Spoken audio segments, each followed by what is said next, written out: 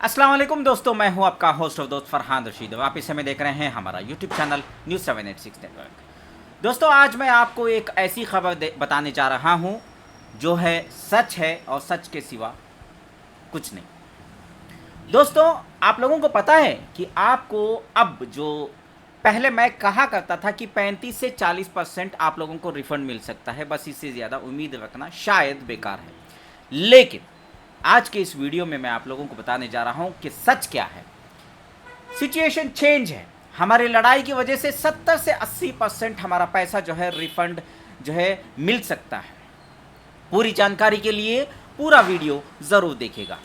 दोस्तों, सबसे पहली बात तो मैं आप लोगों को ये बताना चाहता हूं कि आपने एक वीडियो देखा है हाल ही में, जिस वीडियो में एक शख्स ने ये बताया है कि सिर्फ 35 से 40% ही इन्वेस्टरों को पैसा मिलेगा। मैं पूछना चाहता हूं उस शख्स से जिसने भी ये वीडियो बनाया है कि आप जो है 35-40% में खुश क्यों होना चाहते हैं? लोगों को जो है उतने में ही सेटल करवाना क्यों चाहते हैं? आपका इसमें क्या पर्सनल इंटरेस्ट है? और दूसरा, आपने उसी वीडियो में ये भी कहा कि ईडी के प्रॉपर्टी का केसेस का कोई मामला नहीं है, और आपने ये कहा कि ईडी का प्रॉपर्टी का मसला जो है हल हो चुका है। मैं आज इस वीडियो में with proof with evidence public के सामने सच जो है बाहर लाना चाहता हूं कि ईडी का केस अभी भी पेंडिंग है प्रॉपर्टी को लेकर के, या वो केस सॉल्व हो चुका है। और तीसरी चीज़, आप उसी वीडियो में मोटुद्दीन आपने ये कहा है कि सॉरी, जो है प्रॉपर्टी के बारे में आपको बहुत ही बड़ी अपडेट आपके सामने है, लेकिन आप उस चीज़ को बताना नहीं चाहते। तो आप इस वीडियो को क्यों बनाया फिर? आप अगर बता नहीं सकते तो वीडियो बनाया ही क्यों? आप आवाम को जो लड़ना चाहते हैं, जिसको मैंने आवाज़ दिया कि जो है एक लेटर लिखना है, लेटर्स लिखेंगे, लिख करके फाइट करेंगे तो उनका पैसा निकल सकता है, तो आप उनको ज़बरदस्ती सुलाना क्यों चाह रहे? इसके पीछे मुझे कुछ बदबू आ रही है मेरे भाई।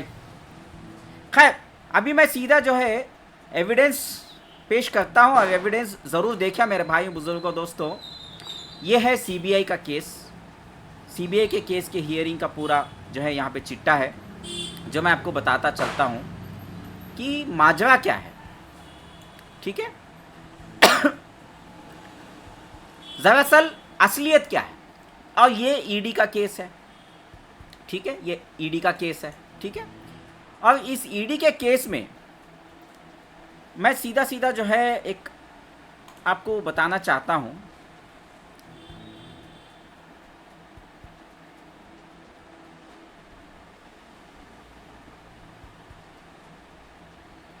ये केस नहीं है, ये पुराना केस है। Wait wait wait wait wait wait recent के केसेस में चलते हैं। यहाँ पे देखिए, गौर से देखिए, स्क्रीन पे आपको जो है दिखाई दे रहा है। 1 heard EPS are allowed for today. 1 Sri Khwaja Moinuddin N is present and submitted an application under section 8 of 8 of PMLA along with affidavit and some documents stating that he is the investor and having interest over the properties attached by the ED. He is directed to serve the copies to the learned SPP and learned counsel for all accused for their objections if any. Call on 18th. तो आपने जो है ये case की सुनवाई जो है 21 नवंबर 2024 को हुई थी, और आपको नेक्स्ट डेट दी गई थी 18 दिसंबर 2024। यहाँ पे तो क्लियर है कि ख्वाजा मोइनुद्दीन आपने सेक्शन 8 ऑफ 8 PMLA एक्ट के तहत मंसूर खान और ईडी के खिलाफ एक इम्प्लीड किया, केस किया, और जिसमें आपने एक एफिडेविट सबमिट किया, और आप कहना चाहते हैं कि stating that he is the investor and having interest over the properties. आपको पर्सनल इंटरेस्ट उन प्रॉपर्टीज़ पे है बोल के आपने बताया। तो इसके बाद की केस की हियरिंग क्या हुई है, ये जानना बहुत ज़रूरी है। देखिए, ये जानना बहुत ज़रूरी है, ठीक है। फिर दिसंबर 18 को क्या हुआ था? Counsel for A1, 5, 8, 10, 12 and 15 to 26 filed EPs 70 to 80% refund मिल सकता है। पूरा वीडियो ज़रूर देखिएगा मैं क्या कहना चाहता हूँ, और प्रॉपर्टीज़ का मामला क्या है ईडी का, ये वीडियो ज़रूर देखना है। Heard EPs are allowed for today. Today Sri Khaja Moinuddin present. He is instructed to consult SPP, heard SPP and counsel for accused. Time granted since predicate offence case is pending. Predicate offence is pending. तो यहाँ पे जानते हैं कि इसका मतलब क्या है। मतलब क्या है आईएम में रिफंड प्रॉपर्टी के मामले में। मैं चैट जीपीटी को पूछ लेता हूँ, वो हमें बराबर से सवाल का जवाब देगा। प्रेडिकेट ऑफेंस इज पेंडिंग का मतलब होता है में ये असली जुर्म जिसके बेसिस पर कोई दूसरा केस जैसे कि मनी लॉन्ड्रिंग बनाया गया है, वो ओरिजिनल केस अभी भी कोर्ट में चल रहा है या उसका फैसला अभी नहीं आया है। तो इसका मतलब यह है कि जो मेन केस है 1055 ऑफ 2019 का, जो ये सीबीआई का केस, देखिए मैं आपको बताता हूँ, इसका भी मैं रेफरेंस देता हूँ। ये देखिए केस नंबर, देखिए ये स्पेशल केसेस है और ये सीबीआई का केस है। यहाँ पे देखिए सीबीआई, बेंगलुरु की सीबीआई का केस है ये, और प्रेडिकेट ऑफेंस का मतलब मैंने आपको समझा दिया। तो नेक्स्ट हियरिंग आई 29/1/2025 को। तो इनको कुछ भी क्लीन चिट नहीं मिली है, ना कुछ हुआ है, इसका प्रॉपर्टी का मैटर जो है अभी तक सॉर्ट आउट नहीं हुआ है। तो हम चलते हैं जनवरी के केस के हियरिंग में, फिर वहां पे देखते हैं हुआ क्या है। Since predicate offense case is still pending, further time is granted for awaiting the result of predicate case करके बताया गया है। मतलब अभी भी केस पेंडिंग में है। फिर और प्रूफ दिखाता हूं मैं, अब सारे चीज़ कहीं पर भी आप जाके क्लिक करके देखिए सब जगह वही बताएगा आपको। पूरा वीडियो ज़रूर देखिएगा, मैं आपकी आंखें खोलना चाहता हूँ। ये देखिए यहाँ पे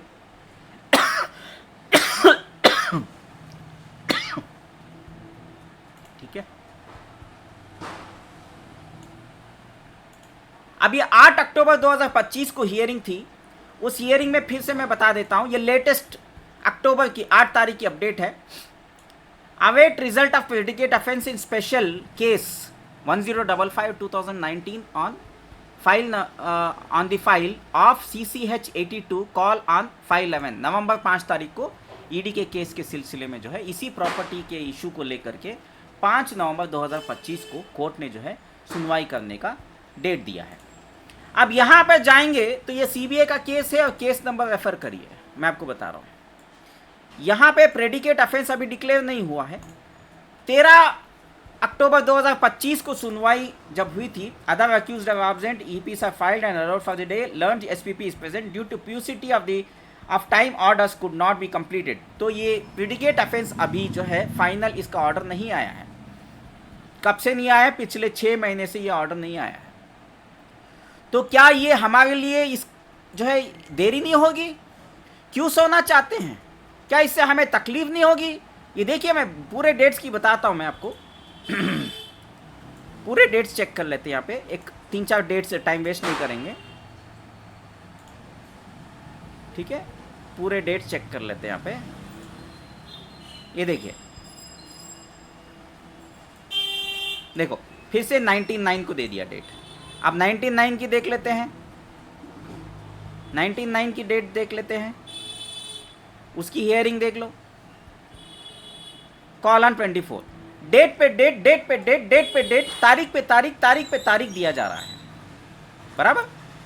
तो मेरे भाइयों बुजुर्गों और दोस्तों, आप लोगों को मैं जो है पूरा क्लियर जो है विथ एविडेंस विथ प्रूफ बता दिया कि ईडी के केस के सिलसिले में जो प्रॉपर्टी का डिस्प्यूट है वो दरअसल क्या हुआ है। चलिए मैं एक और एक चीज़ बता देता हूँ आगे बढ़ने से पहले, ये भी आपको बताना बहुत ज़रूरी है। अब चैट जीपीटी से पूछते हैं, as per PMLA act section 8 of 8, what is it in reference to ED attached property. अब ये देखिए section 8 which deals of, but legally it's refer to simply a section below break down. अब इसमें section 8 क्या कहता है वो देखिए। 8 के अंदर फिर से 8,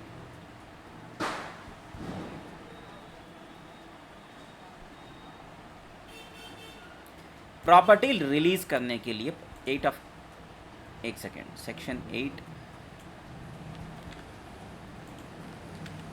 of 8 PMLA act,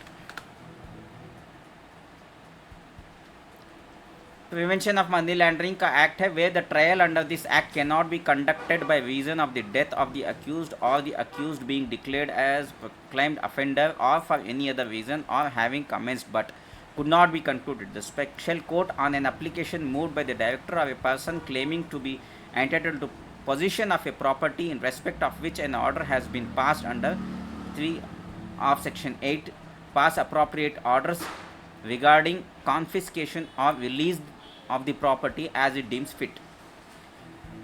Special PMLA court to decide the face of the attached property even if the main trial cannot proceed or conclude. Death of the accused, accused is absconding or declared a proclaimed offender, trial has started but can't conclude it. तो यहाँ पे overall यहाँ पे मंसूर खान मरा हुआ नहीं है, Mansoor Khan absconding नहीं है क्योंकि वो अरेस्ट हुआ था, अभी बेल पे है, अभी ट्रायल जो है स्टार्ट नहीं हुआ, ये तो क्लियर है, लेकिन ED of victims applies. Court can act in interest of justice.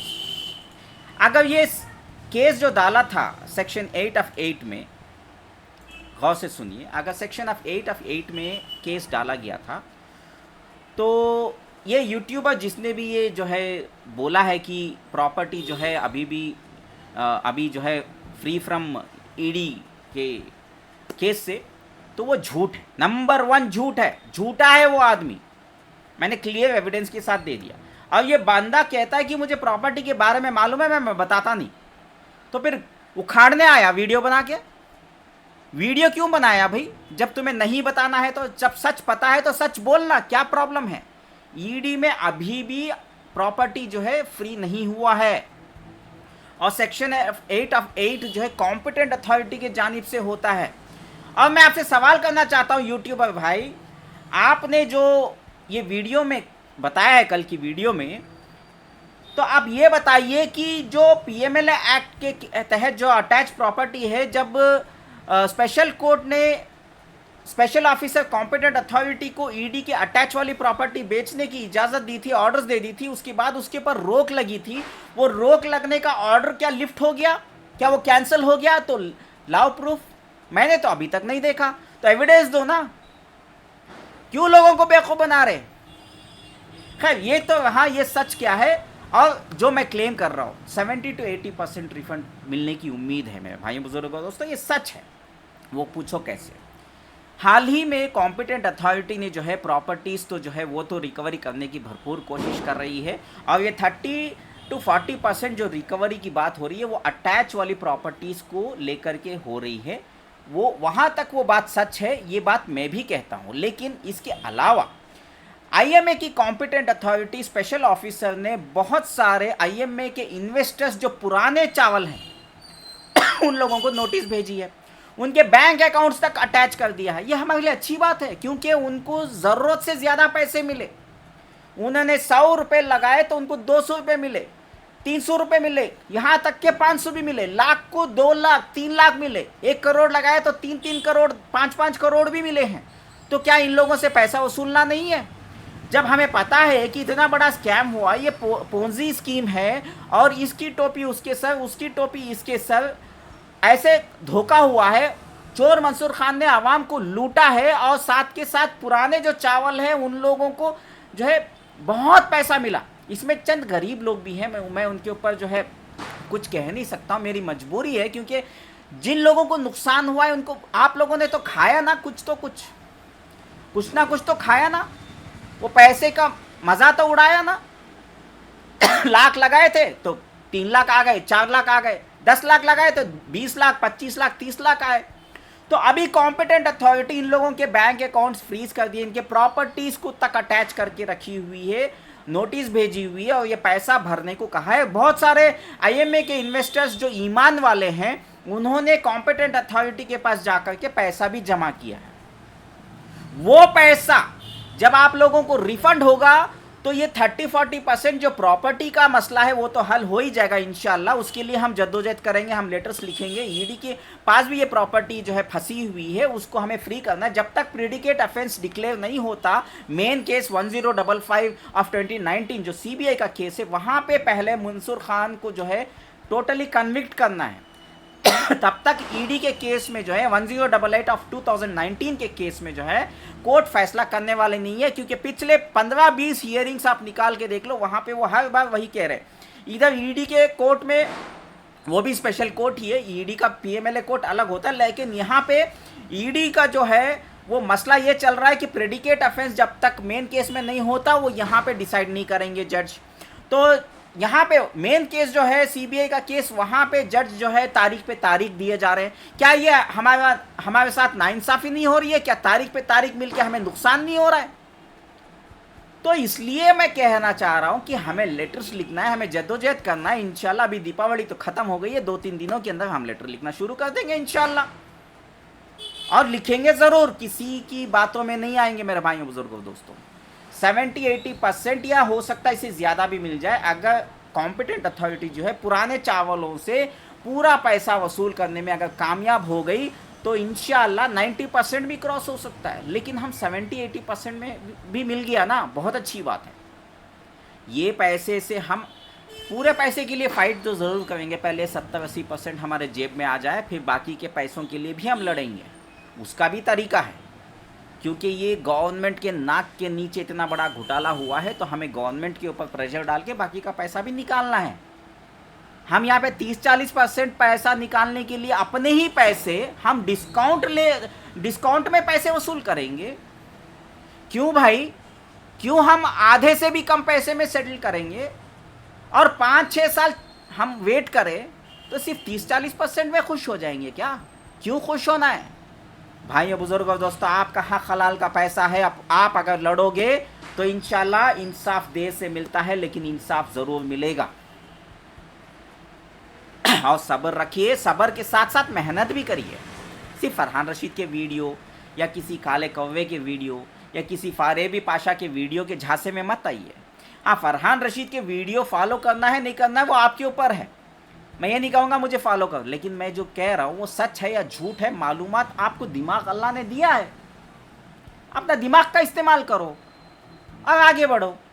अगर लगता है कि फरहान रशीद आपको सही सलाह दे रहा है, आपको हर वक्त जब भी आवाज़ उठाए फरहान रशीद ने कुछ मेहनत करके आपको कुछ पैसे आए हैं, तो आप आने वाले दिनों में फरहान रशीद का सपोर्ट करें, बस इतना ही है, सिंपल सी बात है। तो लेटर लिखने की तो डिमांड कर रहा है। और दूसरी बात, फरहान रशीद तो आपसे बस छोटी सी गुजारिश करता है कि हमारे यूट्यूब चैनल को ताउन करें। हाँ भाई, सपोर्ट करना ज़रूरी है। फरहान रशीद के चैनल को, न्यूज़ 786 नेटवर्क को ताउन करें। हमारा गूगल पे और फ़ोनपे का नंबर है 9823658527, स्क्रीन पे दिखाई दे रहा है, दोबारा से नोट करिए। हमारा गूगल पे फ़ोनपे का नंबर है 9823658527। पहले मैं 30 रुपये मांगा करता था, लेकिन अभी मैं भिखारियों की तरह 30 रुपये नहीं मांगूंगा, क्योंकि जब 30 रुपये मांग रहा था तो कोई सपोर्ट नहीं कर रहा था, सिर्फ 15-20 लोगों के अलावा। इस बार मैंने 300 रुपये मांगे हैं, अल्हम्दुलिल्लाह अभी तक 40 लोगों ने हमें सपोर्ट किया है। आगे भी उम्मीद है कि आप लोग सपोर्ट करते रहेंगे। हमारा QR कोड भी स्क्रीन पर दिखाई दे रहा है। फरहान रशीद के यूट्यूब चैनल को कामयाब करें ताकि आप लोगों को पल पल की खबर मिलती रहे और आप लोगों को सपोर्ट कर सके। ग्राउंड रिपोर्ट निकालनी है, RTIs फाइल करनी है, और हमें बेंगलुरु के कोर्ट में फॉलोअप्स के लिए इधर उधर जो है किसी ना किसी को भेजना पड़ता है, उनके पेट्रोल के एक्सपेंसेस निकालने पड़ते हैं। मैं खुद नहीं जाऊंगा तो क्या हुआ, किसी ना किसी को मेहनत करनी पड़ेगी, बराबर। और आप लोगों को सही अपडेट देना है, इसके लिए मुझे भी मेहनत करनी है। भले ही मैं सिस्टम पे बैठा हुआ हूँ, कहीं दूर बैठा हुआ हूँ, देना तो ज़रूर है ना। तो अगर आपको 70-80% से ज़्यादा पैसा रिकवर करना है, अगर आपको मेरी बातों में सच्चाई लग रही है, तो हमारे चैनल को ताउन करें, सपोर्ट करें। मैं सिर्फ 300 रुपये की तो मांग कर रहा हूँ मेरे भाई। मेरा गूगल पे फ़ोनपे का नंबर है 9823658527। दोबारा से नोट करिए, मेरे गूगल पे फ़ोनपे का नंबर 9823658527, और QR कोड से भी आप हमें सपोर्ट कर सकते हैं। तो मेरे भाइयों बुजुर्गों दोस्तों, मेरा सिंपल सा चीज़ है कि देखिए, आप 5-6 साल से मुझे फॉलो कर रहे हैं, इत्तेफाक की बात हर बार ऐसी इत्तेफाक नहीं आ सकते कि जब भी फरहान रशीद आता है तो आप लोगों को उम्मीद जगती है और आप लोगों के पैसे या तो आ जाते हैं तो या तो उसकी अच्छी खबर मिल जाती है। इस बार जो आपने जो है 3 मरतबा आपने देखे हैं, तीनों मरतबा बाकी के लोग जो है सोते रहते हैं और सडनली जग जाते हैं। एक फरेबी पाशा, एक दूसरा काला कौवा। अब काला कौवा क्या कह रहा है कि मुझे प्रॉपर्टी के बारे में मालूम है लेकिन मैं नहीं बताऊंगा। तो उखाड़ने आया, क्यों आया भाई? तो फिर और दूसरी बात, प्रॉपर्टी का सेक्शन F8 में केस डाला है और उसकी सुनवाई अभी पेंडिंग है और बोलता है यूट्यूब में आके वीडियो बना के बोलता है कि ईडी का मसला सॉल्व हो गया है। कहाँ सॉल्व हुआ भाई? कहाँ सॉल्व हुआ? झूठ क्यों बोल रहे हो? तुम नंबर 1 झूठे हो। और आवाम से मैं गुजारिश करना चाहता हूँ, इनसे सवाल करिए, खामोश मत बैठिए, सवाल करिए। फिलहाल बस इतना ही है, आपसे इजाज़त मांगता हूँ। दुआ में याद रखिए, इस वीडियो को खूब वायरल करिए। शुक्रिया, अल्लाह हाफिज़। आपका फरहान रशीद, मुस्लिम ब्लॉगर, न्यूज़ 786 नेटवर्क।